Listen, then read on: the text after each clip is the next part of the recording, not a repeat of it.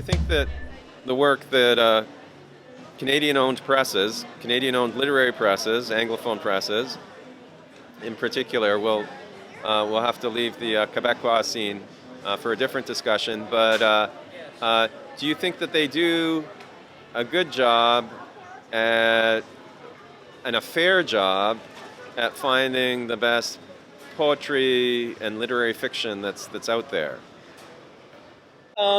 I think they do a fair job of publishing what they think is the best, what appeals to their individual predilections.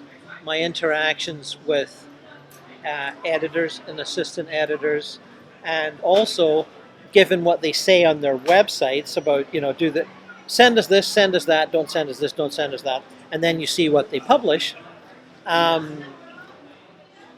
Even with the small presses, who are definitely interested in publishing quality literature of various kinds, and by kinds I say some small presses favor, let's be polite, young people.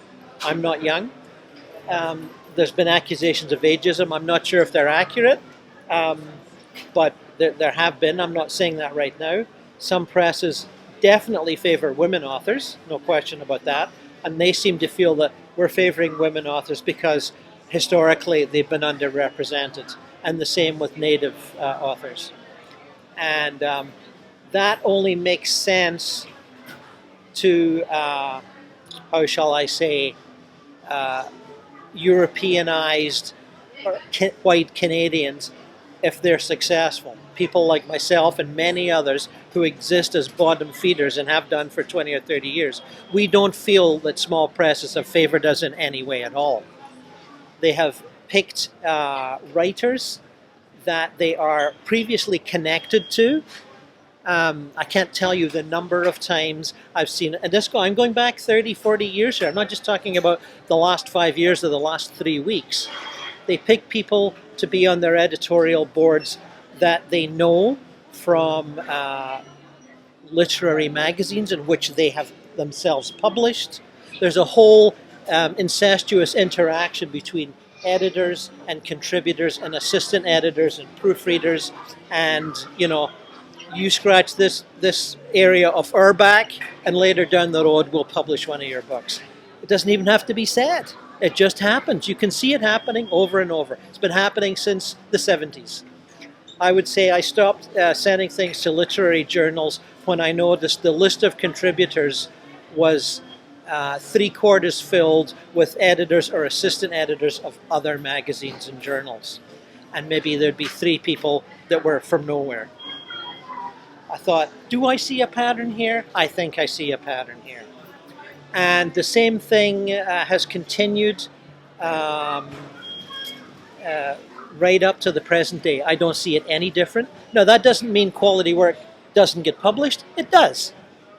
But there's still a good deal of favoritism going on. And I think if people were pushed up against a wall and forced to defend their attitudes, they might say, well, there's too many good writers out there. We can't publish everybody. And as I said in my previous interview, we've been hearing that from editors and sub-editors for years. You used to get these things that would say, we publish 10 books a year and we get 1,000 submissions. And out of that, a lot of them are well crafted and professionally done. We just can't publish them all. Fair enough, I think that's true. But at the same time, what they wind up publishing tends to be based on of the 30 or 40% of well-crafted manuscripts they get, the ones they publish are ones that where they already have an established either social or professional relationship with the writer. Somebody that they know from contributing to a magazine, from meeting them at a reading, from being personally indebted to them for a loan. I've heard all these stories. Believe me, it happens. A lot of things people don't like to talk about. There's also the more negative side, people that won't publish, and again, you'll never hear this mentioned. I'm probably the first guy that's going to say this. People that won't publish Jews because they don't like them. People that are not so keen on Catholics.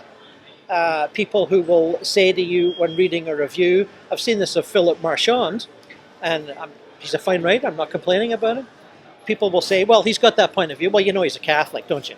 You know, which is standard from where I come from in Britain. There's that sort of cynical talk goes on all the time.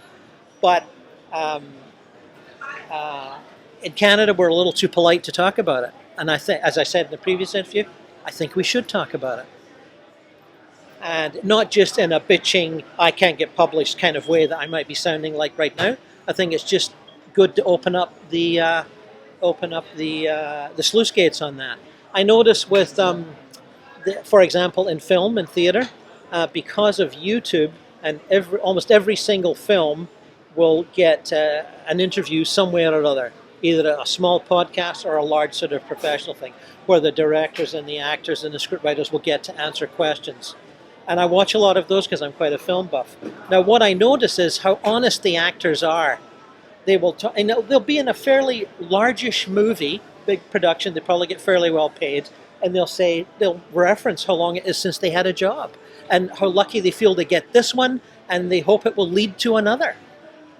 And now that could be because they're living in New York or LA, and rents are high, and things are expensive. But at the same time, there's an honesty there that I like.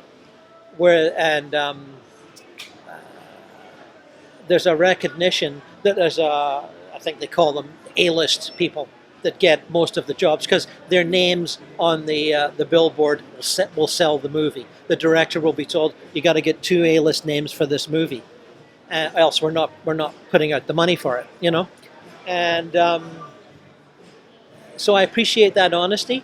And I see more of it, and partly because there's so many interviews on YouTube, as opposed to 30 years ago where people would get 3 minutes on network television to talk about their movie, which is hopeless, as you know. All they do is back scratch and smile. And but these are leading to a greater degree of openness and interaction on an honest level about how the industry really functions and what the ground level realities are. And I don't think we quite see that in literature.